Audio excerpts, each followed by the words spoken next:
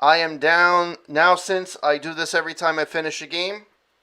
I'm going to be doing this here now, reviewing the game fresh off the press. I just finished. Um, wow, this took me a lot longer than I thought it should have. That's insane. Um, so, what do I think of this game?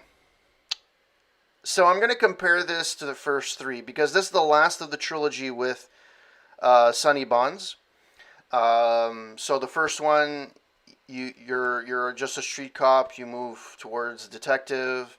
The second, it's the revenge of the Death Angel. Third one, obviously, it's his brother, which is actually a pretty. Thinking this is the late '80s, early '90s. This is actually pretty sweet. All things considered, it's an actual pretty in depth story. Obviously it has it shows the time, but um, yeah, it's a decent, like, the overarching arc. So they started something new with Police Quest. Well, technically it's not called Police Quest 4. It's called Police Quest Open Season, which basically it was the stop animation that they were starting to utilize. You can see that in Phantasmagoria, and other games as well. They did it for King's Quest. They did it for, and they started with Open Season. Similar idea, just a little bit. I guess the graphics are slightly better. They're still pixelated, but they're not as cartoony. I guess they have a more realistic feel to them. So it's completely separate. And then there's SWAT, which came after that. I think there's 3 or 4 SWAT games, which basically you're emulating being a SWAT member, and you have like 4 or 5 missions that you have to do in the proper order. That is pretty tough. I played SWAT 1, and that was pretty intense. Unless you have a walkthrough, that's pretty intense. So I'm going to compare the first three games. The first three games. So the first, if I would have to rate the three games, they all have their own faults. They all have technical issues. They all end up with dead ends. From the game design this perspective, they're not perfect. However, if I go according to the storyline, I would have to say one was the best, followed by three, and then followed by two. Two I didn't really care for much. It was anticlimactic, really, at the end. You found who the killer was, but it was kind of like, eh. This one was a little bit more involved. So from a story perspective, I think it falls in between one and two. So it's the second one in the list. It's not that they're bad games in they're story wise. It's not that they're bad games, but I think I like, and I also like one. I do like one because I do have a nostalgia side of that too. Um, I always had this love affair with Police Quest 1 for whatever reason. I just love the graphics of the first one. I know it sounds stupid. The graphics are horrible. They're garbage. But I just, there's something about that look of that game that I absolutely love. And I said this earlier when I started streaming this game a few times. You know, the one, if you look at games that are trying to mimic um, no, the point and click genre. So Kathy Rain, for example, or Whispers of the Machine, which were created by Raw Fury. Um, their inspiration graphically is from the VGA version of Police Quest 1, or which was a remaster of the EGA version, or it's from Police Quest 3. It's the graphical, it's like that's the sweet spot I guess people go for. Nobody ever does a game in, at least I think so, in the style of Police Quest 1. If they do a retro game, it's usually very reminiscent of Police Quest 3, in most cases, at least from my experience. I'm sure there's other games out there that have different influences, but in most cases, that's basically what it is. So from a graphical perspective, I loved it. From a Sound perspective, it's okay. I guess it's you have to take it from what it was back then. I think this game was on diskette back then. It wasn't on CD. Open Season was on CD-ROM, but um, Police Quest 3 I think was on disc. So there was limited space. Sounds couldn't be, but at least there's a little bit more sounds. Like you hear random typing as if you're in the office, even though there's no one typing at all. Um, there's a few things here and there. The soundtrack is okay, I guess. I like the interlude. The interludes, it's not as prominent as the second one. The second one, Police Quest 2, The Vengeance, most of the soundtrack is when you're driving from one location to the other, which you're not actually driving. It's just a really long interlude for whatever reason. It's insane. So from that perspective, I liked it quite a bit. I think it was good, and it was okay. I mean, it wasn't like spectacular, jaw-dropping soundtrack. It's not like a Deus Ex or from what I've heard, System Shock. It is what it is. It's a point-and-click game. Although I would have to say that Kathy Rain had a really good voice acting, and the sounds in that game were actually really good. So I guess it's an advance. Technology has advanced, and that's how it is. So that's good. From a So we went through the graphics, went through sounds, went through storyline. In terms of the series, I think this is when the series started going down for me. Um, I played when I was a kid 1 and 2. Then I skipped 3. I played open season. No, sorry. I played 1. I skipped 2 and 3. I played open season. Then I had SWAT, and I tried SWAT, and it was atrociously bad. Well, I played it horribly. It's not a bad game, but I just played it horribly. And it's a lot more realistic looking. You actually have like actors and voice acting and stuff like that. It's a little bit, it's dated. The acting, voice acting, you see it wasn't a profession back then. It was a little bit dated, but it does what it needs to do, and it's good. It's good anyways. So it is what it is. It's a product of its time, and you'll have to you have to deal with it if you want to play these games. You're gonna have to fight with the shortfalls of how the games were back then. So all in all, I think that this is a good. This was a good game. I like the storyline.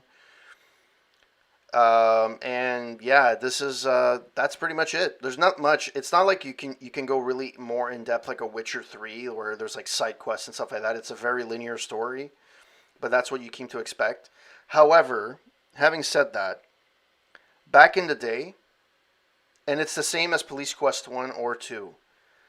If you didn't have the hint book, good luck, cuz you can get stuck in a place, and I kid you not, for a month or two because you don't know what you're doing, or you missed something, you have to go back. Like the dead ends that I hit, I got lucky because there's an actual Sierra help page that you can download save states at various points of the game, and mine was at a dead end, and I couldn't get. I even if I don't know where I went wrong, so even if I loaded a previous save, I don't know if that would have worked or not.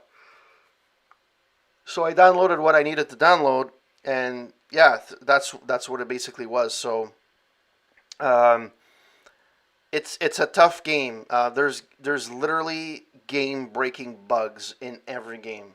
Now I didn't have as many in one. Two had a few. Open season has definitely a lot of them. But this one, it has, and the thing is, it doesn't give you any hints really. You have to really like think, like take a random thought. So what you think would be a random thought is usually the solution, which is you would think, something would lead to something else, but it's really not easy. Like you guys just saw me play the last part of the game, right? And you get to the point where you're finding the remote, How the hell are you supposed to figure out that you're supposed to use the remote on the TV and use a specific number to open up a secret door? Think about that.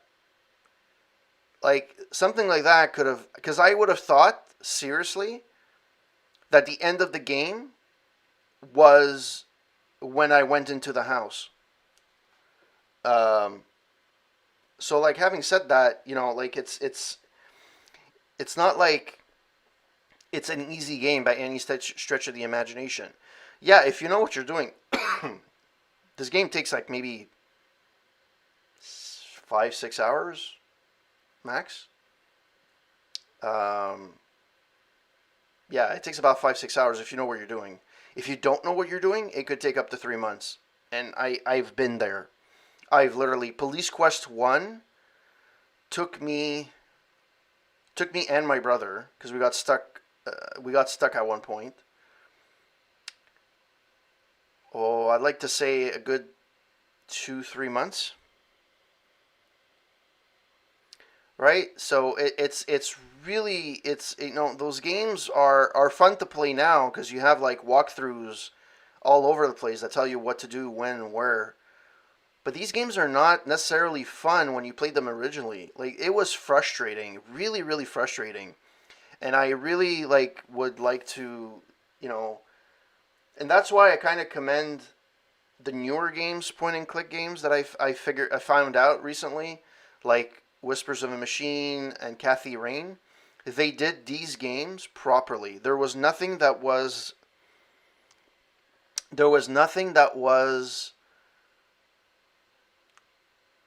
very difficult to figure out. There was always something that led you to something else, and it made it easy for you to figure it out. Or it wasn't easy, but it made it like with a bit of trial and error, you were able to figure it out.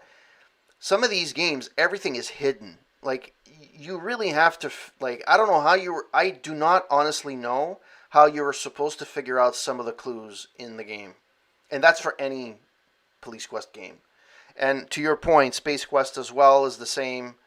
It's a Sierra. It's the mark of Sierra. It makes me think of like a bit like Bethesda with their bugs.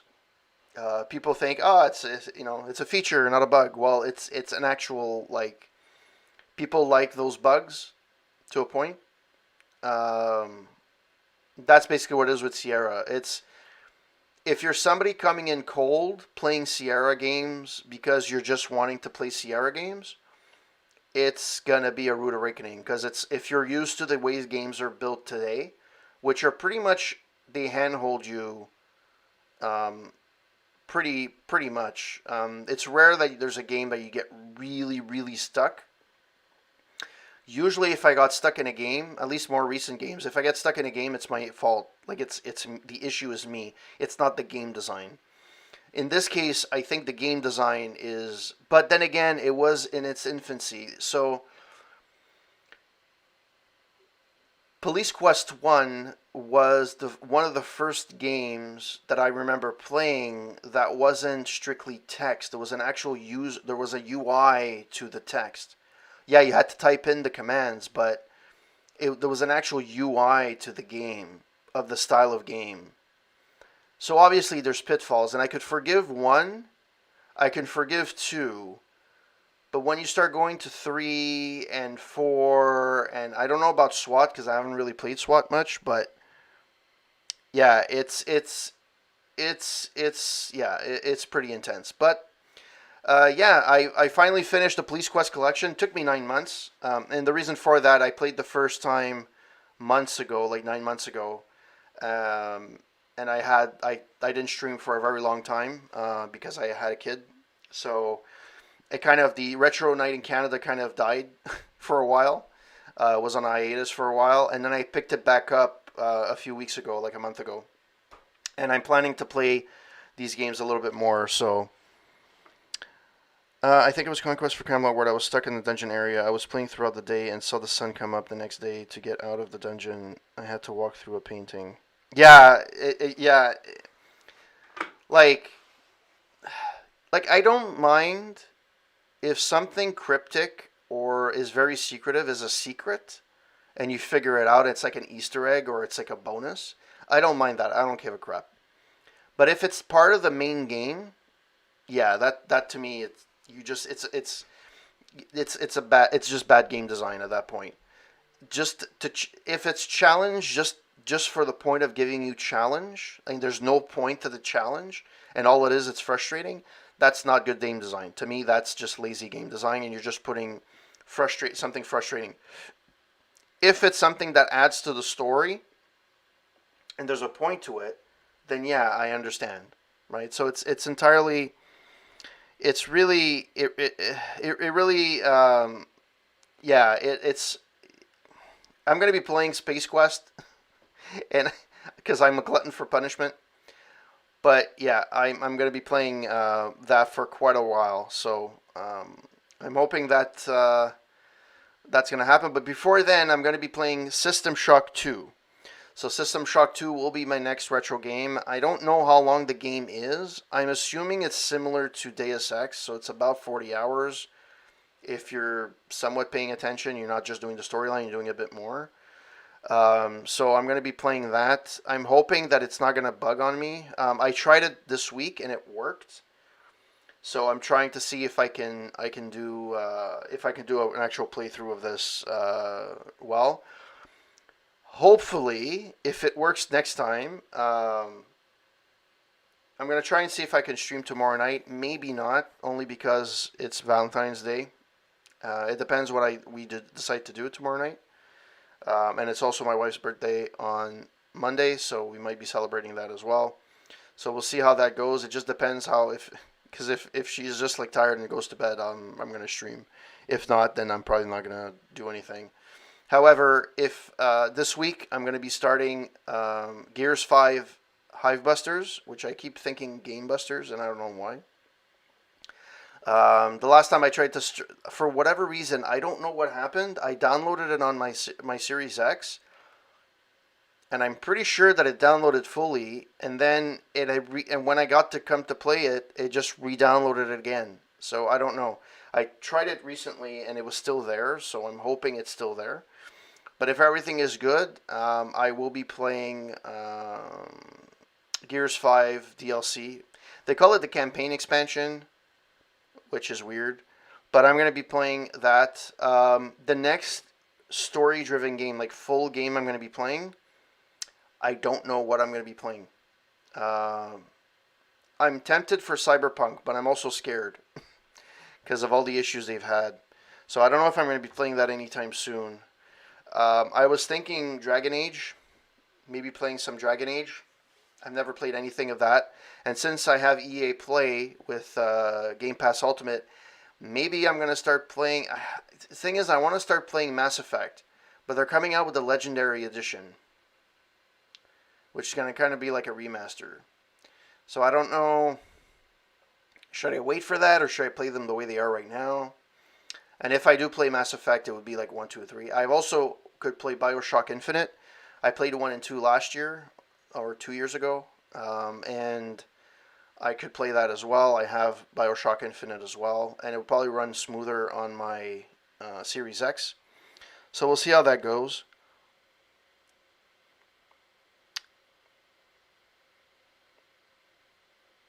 Yeah, I know. That's kind of the thing. So if I use the approach of the way I play these games, so when I played Police Quest 1, I didn't use the remastered VGA version, even though I have it with GOG.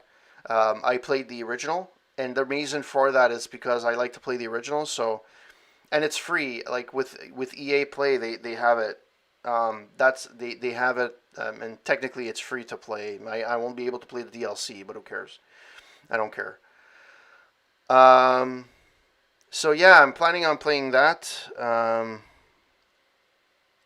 Yeah, there's some games that are worth like I just finished playing Mafia, the definitive edition. I never played the original Mafia on the original Xbox or PC. And my word was that worth it. That is a gorgeous game. You can either find it on my YouTube channel or look at my collections or my past broadcast.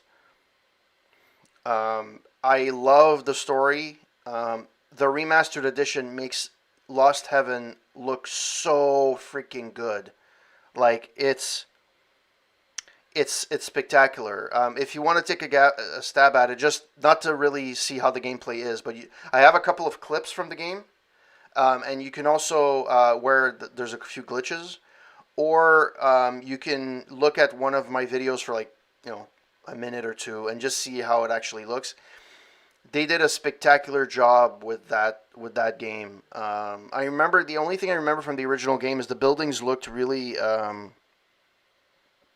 Yeah, I didn't expect that. Not to ruin anything for anyone, but I didn't expect that ending. To be honest, um, it's kind of sad too.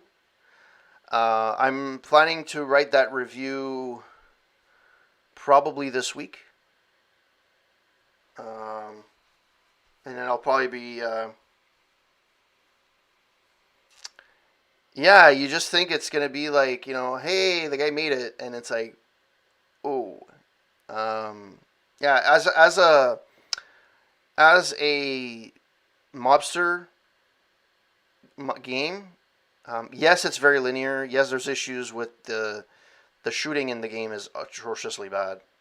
Especially on like when you're playing with a controller, it's not great at all. Um, but then again, it's third person. It's a little bit more difficult, but it's not super amazing.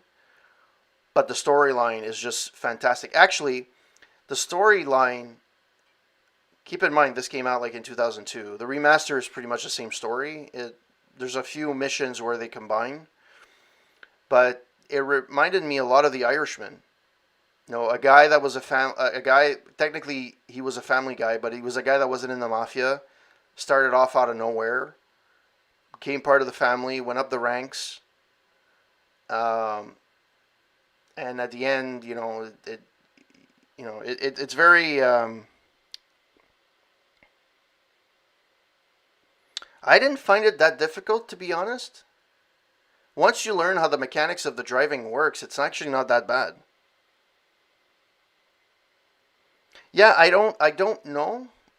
I didn't play the original, but it took me twice. So the first time I crashed way too many, but you have to run a perfect race though.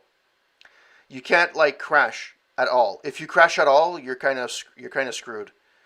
You could make it because there's 3 laps, but it makes it really difficult. You have to make sure that you slow down on your curves, and it does. I'm it reminds it felt the thing. What I loved about the game is also the driving is a little bit more. It feels real, like the car feels heavy, like the cars were heavy back then, and the driving feels that way, which I appreciate. It was really cool. A lot of people didn't like the driving initially. I think the remaster did a good job, but I don't know if they revamped anything of it. So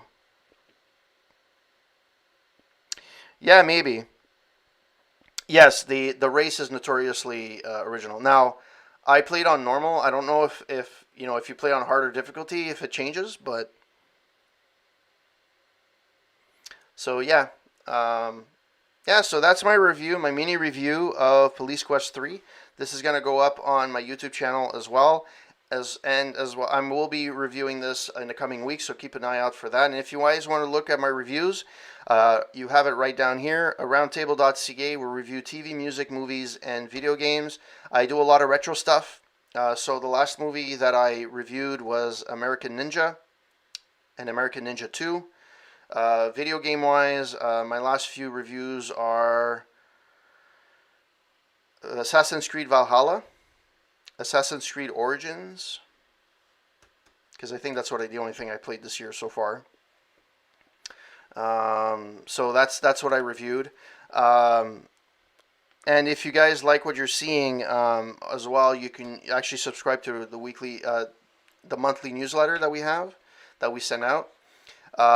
And you can go to we're on Twitter, so a roundtable ARROUND OUNDTABLE, and then Corporate Gamer 9 for my gamer stuff, related stuff. I'm on Facebook. We're on Facebook as well, or roundtable.ca, and we're also and Corporate Gamer is there as well. We have 2 separate pages. And yeah, we just review things that we like. Like a lot of stuff there's not a lot of new stuff in terms of music. But we do review new stuff for movies. I redo a lot of more retro stuff because I like to look back on a lot of stuff. So right now I'm looking at Jake and the Fat Man, um, which is an old '80s show. I also just bought the complete collection of Spencer for Hire, which aired in the '80s as well. Um, yeah, so I'm looking. I'm going to be doing that in the next few weeks. So keep that in mind, and I hope to see you again soon. If you guys like what you see, you can follow my channel, or you can follow me on Twitter. Subscribe on my YouTube as well. And if not, well, I hope that you have a wonderful week, and I'm glad that you're able to pass by. Thanks for passing by, Tagger. Thanks for passing by, Dino. Really, really appreciate it. You guys are awesome. Thank you, Dreamers Arcade, as well, for passing by and just saying hi.